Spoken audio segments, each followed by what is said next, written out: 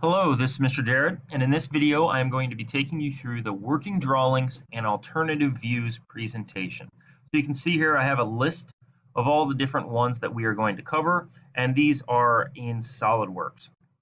So there may be more views than this, but this is what we are going to cover that we use in class. So the first one is called an auxiliary view, and I wrote here that an auxiliary view allows the user to look perpendicularly to an angled surface to witness the true size and shape of that surface in its features. A hole is in this example. So for instance, you see that we typically have a top view or an elevation view, your front view and your right side view. Okay, you may have other views as well, but this view here that's kind of just floating in space, this is called an auxiliary view. So that term auxiliary means extra. Okay, like a lot of schools have an auxiliary gym. It's like a smaller gym to the side. Okay, so an auxiliary view here gives the true measurement and true view of an individual feature on the object. So in this case, it's a circle, like it says down here. So you can see in our front view and our side view, this looks more like an ellipse or an oval because this is a slanted surface here. So you can't show that circle in its actual shape and form. Okay, and the top view, however, does not show that either because this is that same angled surface. What it shows, however, is a hole getting cut through. So whoever made this picture pulled off an auxiliary view so that you can actually see the true size and shape of that circle. Okay. So sometimes when you do this, when you have angled pieces, the indication or the view of kind of a skewed view here, like this ellipse, that's called foreshortened. Okay, so foreshortened is a surface on a multi-view drawing that does not give a clear or accurate representation of the size or shape. Okay, so you can't actually dimension this. So these are foreshortened faces or surfaces. So here's another example of an auxiliary view. Here you can see your isometric. You can see you have that hole cut through, and maybe it's cut through on an angle. So you can see in your elevation or your top view here that it is cut through on an angle. Side view, you can see the same thing. Front view, you can see it's cut on an angle. So from this angled surface, they pulled out an auxiliary view so you can better see that circle.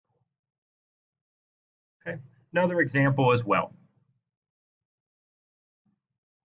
Okay, so types of auxiliary views. Obviously, there is a depth, a height, and a width one, depending on what size you pull this off of. Okay, and each one here, I'm not going to read through these, but the depth auxiliary, you know, it's your front and back of an object shows the true depth.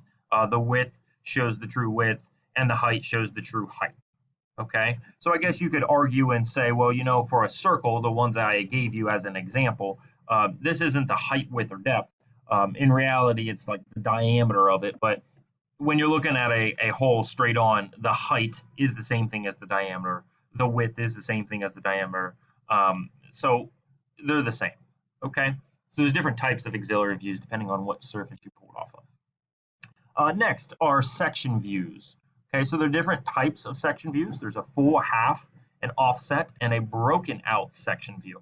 Okay, the purpose of a section view is to show the inner or outer makings of an object of a part. So for instance, okay, this says an animated and different explanation of the same content on section views. You can click the link below. So if you click this link, you actually see something from Wisconsin University in their engineering department, and they show a small presentation, and in that presentation they show this object, and they show a cutting plane coming down through, so it's like a plane that cuts through this, and it removes this front portion of this right through the middle of the holes, so you can temporarily see on the inside. So in this picture, you see that there's a cutting plane line, that's what this is. Okay, and it says AA because normally there is a section that is also labeled the same thing. The tiny little arrows are the line of sight, so it's indicating when I cut through this, I'm going to be looking at this object in this direction. And you can see here from our section view that wherever it cut through a surface, you have section lines, they're angled lines, and now we can clearly see on the inside of those three holes.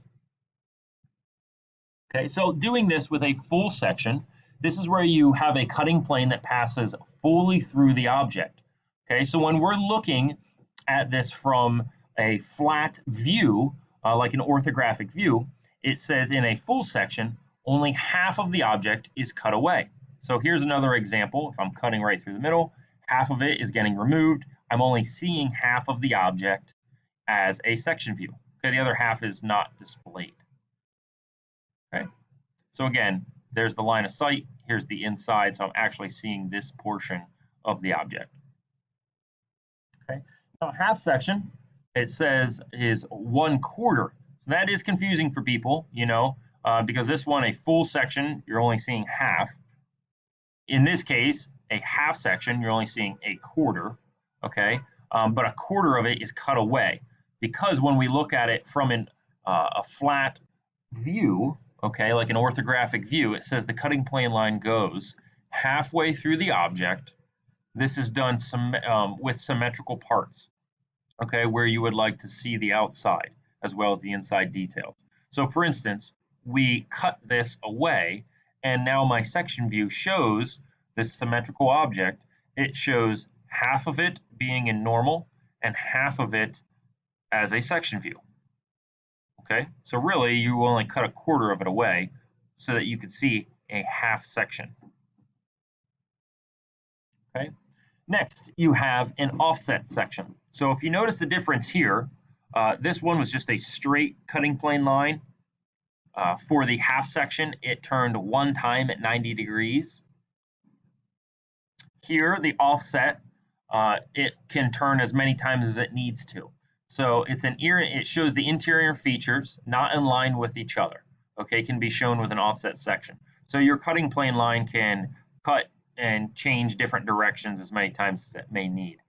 So here you can see when it cuts, you can see just the inside of this. Okay. Then you have kind of a less formal way of doing it. This is called a broken out section. So it's used to remove material to a specified depth in order to expose the interior details.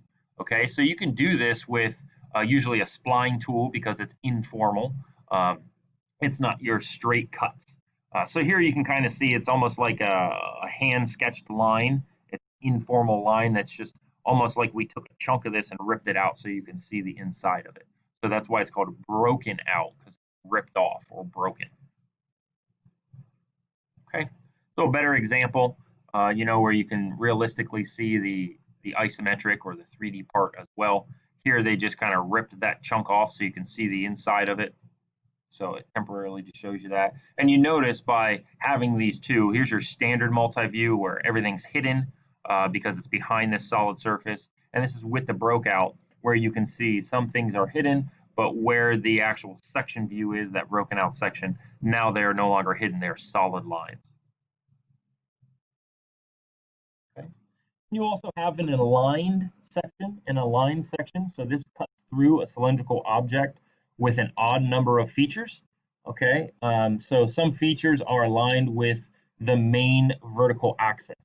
So I know that's kind of confusing, all of this, but if you look at the picture, you can see the cutting plane line doesn't just turn at 90 degrees anymore. This time it gets cut on an angle and it's in line with something else. So your view that you're seeing is in line with this line of sight, and it's indicating your actual holes that are cut off of the inside. Okay, we have what's called a break view. A break view, so this is not the broken out section. It's a different word here. We have a break view.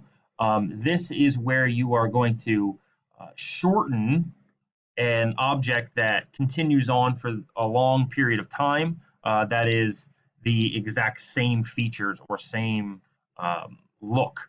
Okay, so it says used to display a large object or a long orthographic view of an object in a smaller view that will fit on a drawing sheet. So for instance, this object, whatever this may be, you can see there's an A and B down here. That A and B are indicating where you're cutting this from or breaking it from, the start and stop.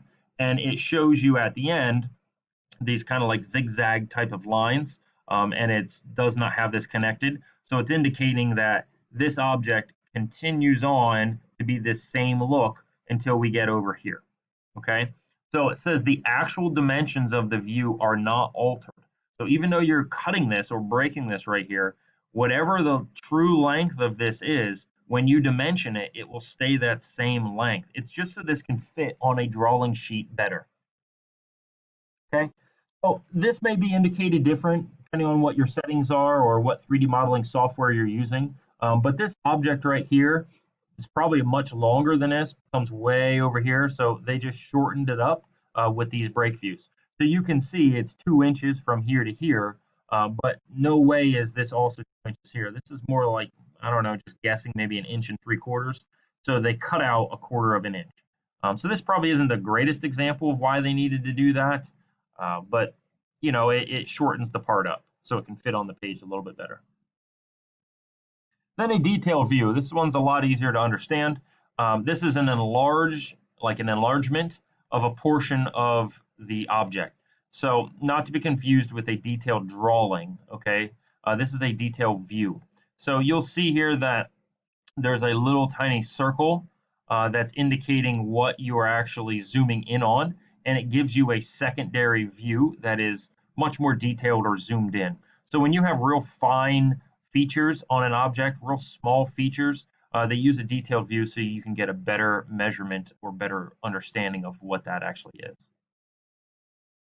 So for an example, to dimension all of these little teeth on this pinion, okay, this rack and pinion here, it would be kind of hard to indicate all that. So they zoomed in much further and gave you a detailed view where they can better show that or better display that. Okay, and this is actually the rack, I apologize, not the pinion. Then you have what's called a crop view. This is used to only show the desired area of an orthographic view. So again, this is kind of like an informal way of just cropping a part away. So like if I only wanted to show the end of it here, you could circle that with any type of, like a circle tool, a rectangle tool, a spline tool, whatever. But then it just removes or crops off all the rest of the stuff. So you're left with the desired view that you want. Okay, so that is all of the alternative views that we will use or we will need to know here for this class.